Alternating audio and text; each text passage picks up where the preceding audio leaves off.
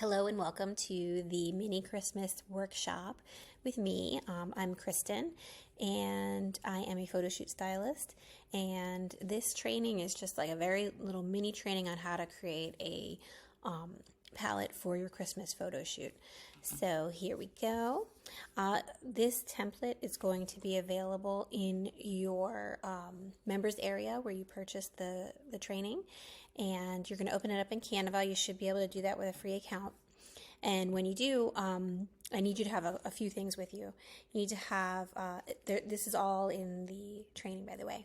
You need a picture of your face and everybody else's face in the photo shoot, and try to do it near natural light so that you can really see the color of your skin and your lips and your eyes very clearly. If you take a picture inside with artificial lights on, it'll cast a yellow on your skin, which wouldn't be your true colors.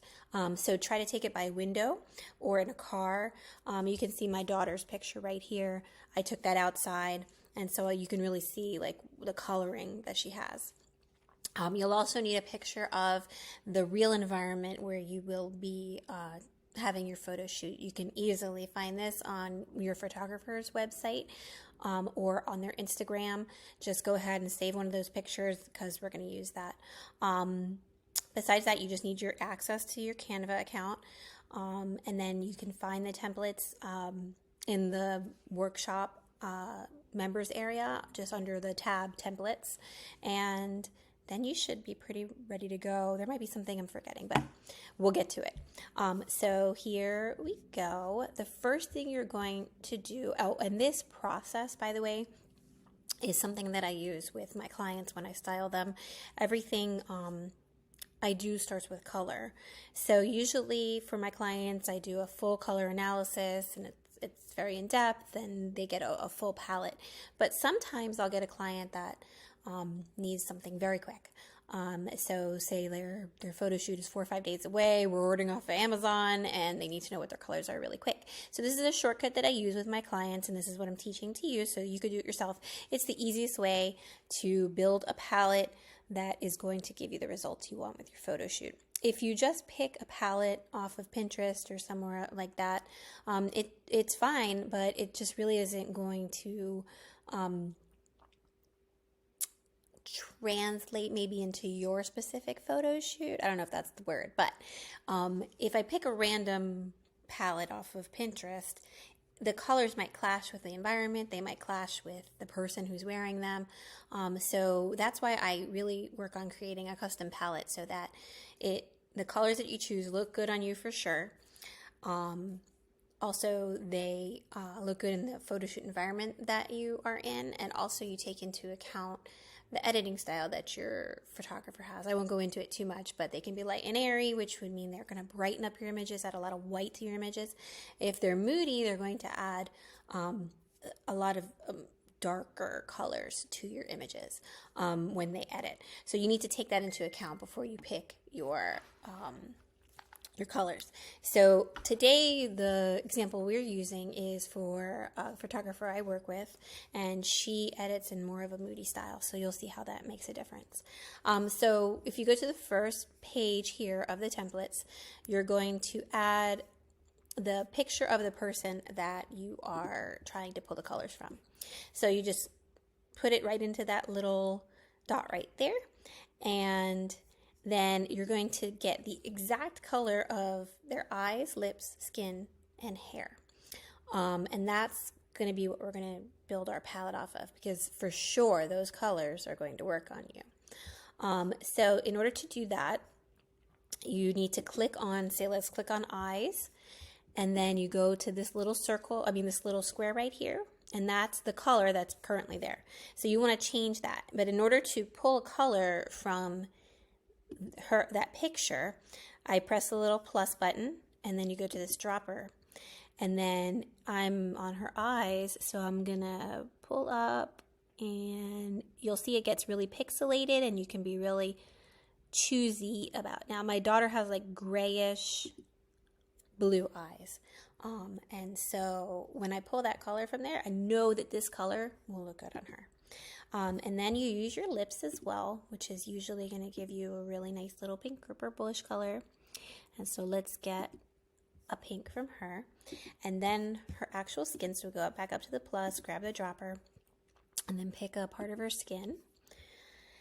And then we're going to do hair as well. So this palette right here, Gianna is my daughter. She could pick a dress or an outfit in any of that range and it'll work for her. But we also need to take into account the environment. Oh, and by the way, you can do this for everybody in your photo shoot, which will give you a lot of different colors to work with. Okay, so next we're going to move on to the environment. So this is a picture of the environment where if you're in Kimberly Miner's group, this is where your photo shoot is going to take place. So this is a photo shoot already edited. And so they're going to be the true colors that your background of your photos will have. So we're going to do the same thing there, and we're going to go to the square and the plus and the dropper and pick like a main color that's going to be behind you. And what's directly behind you is those Christmas trees. So that's the really dark green that's going to be behind you. And in order for us to find the complementary color, that's what comp stands for, we're going to go down to these links at the end and go to canva.com/colors. Let's see if I can do that.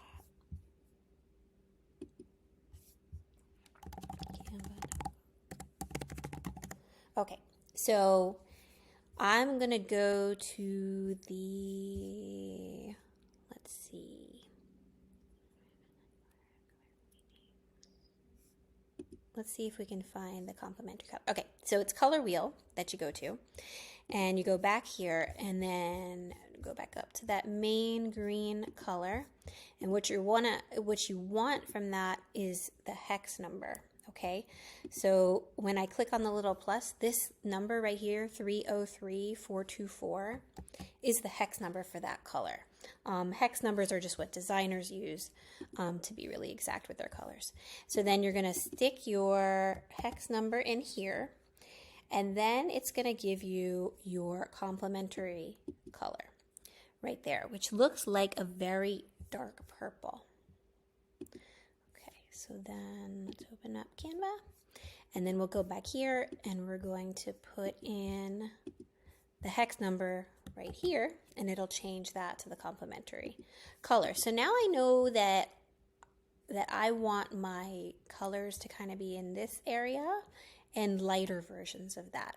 And that's what's really going to work in there. But there are lots of complementary colors that you can kind of pull from different pieces of the environment. So if you don't really feel like you like that color so much, you can see that there's a lot of lighter greens, so you can go quite light with it.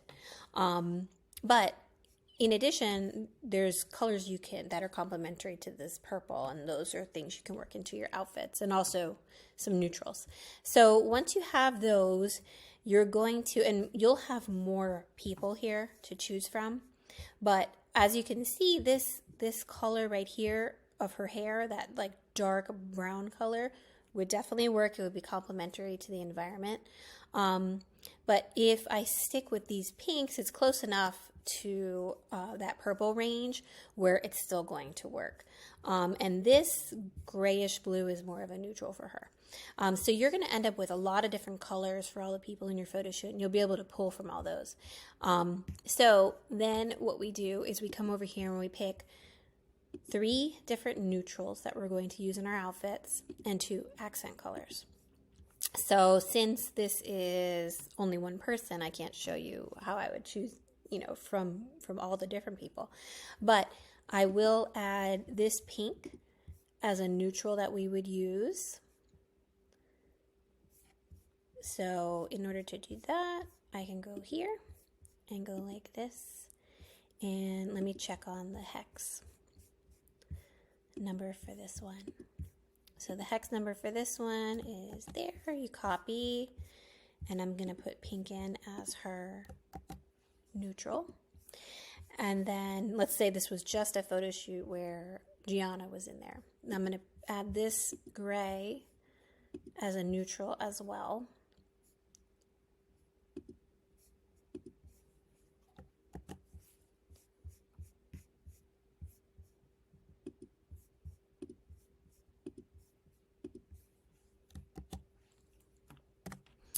And I'm going to add her hair color as another neutral that we might want to consider adding in for our outfits.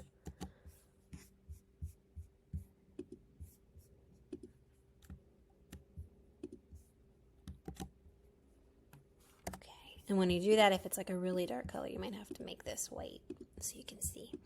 And then when I see what I have going on here, and I know that a complementary color in that environment is that purple, it might be something I want to add to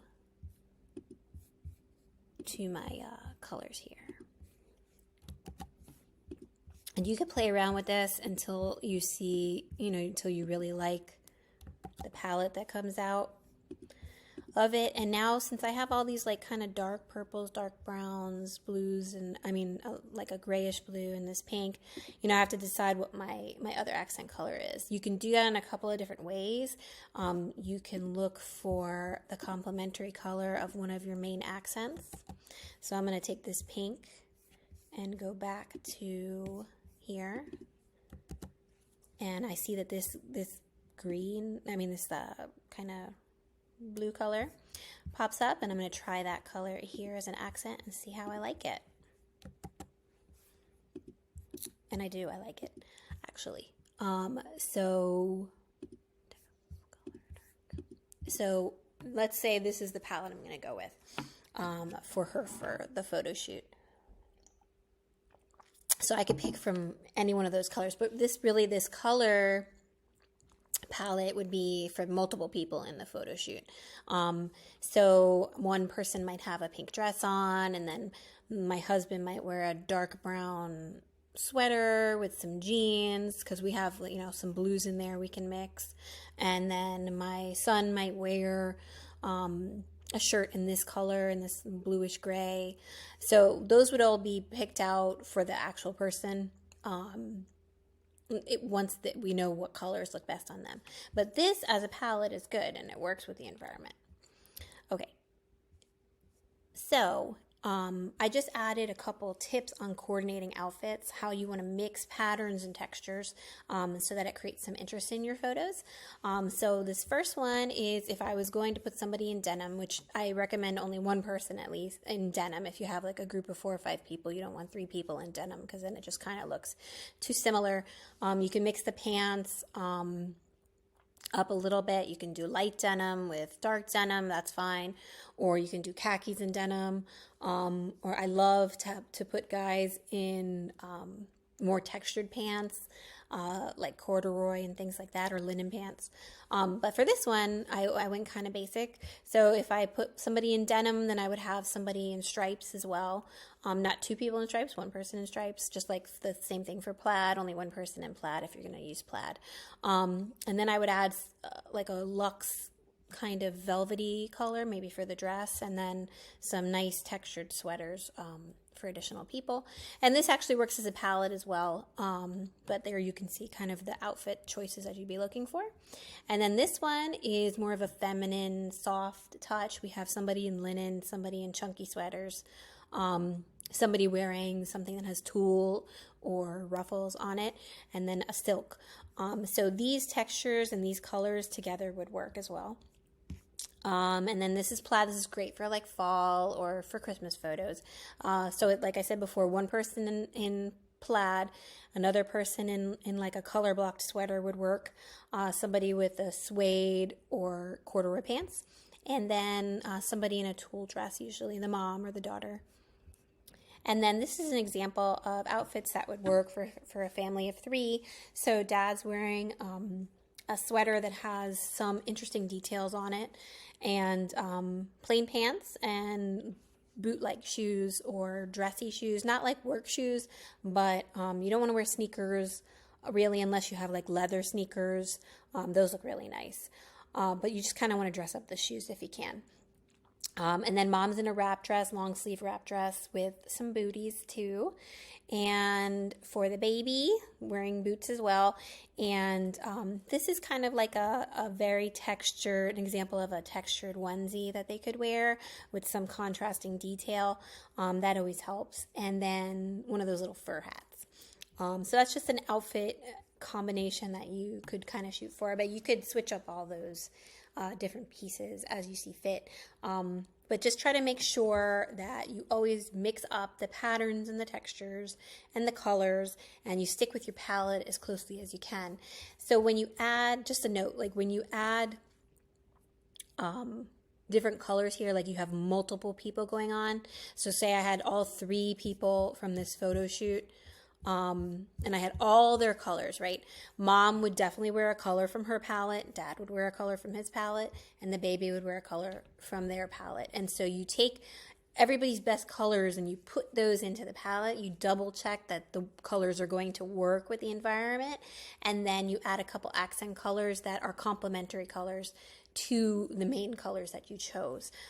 So complementary colors, I didn't explain that before, are just colors that look good against that other color. So when you are posing and you're hugging or you're standing next to each other or you're holding your baby, those colors are what's going to show up in the picture, those 2 colors right against each other. So you want to make sure they don't clash, that they're complementary to each other, and that they don't match. They can't be the exact same color, because if you're the exact same color, then you end up being like one blob in the picture.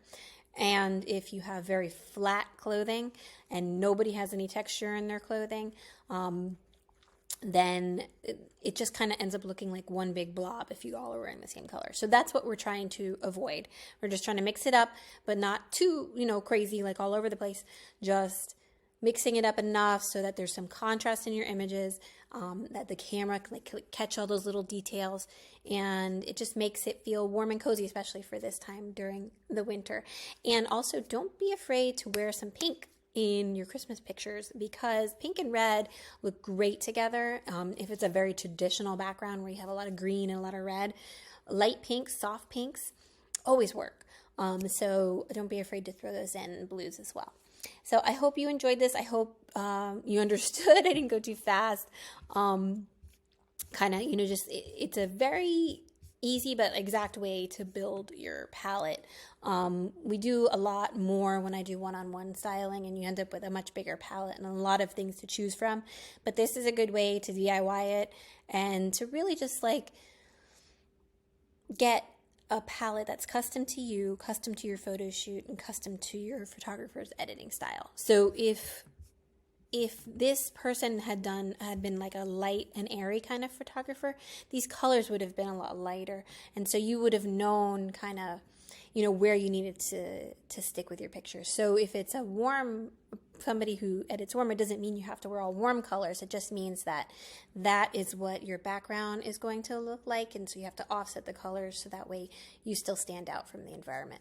So that was it. If you have any questions, feel free to DM me and let me know how it went. I'd love to hear, and I'd love to see how your palettes came out and how your pictures came out, and if you found it helpful. Thanks. Bye.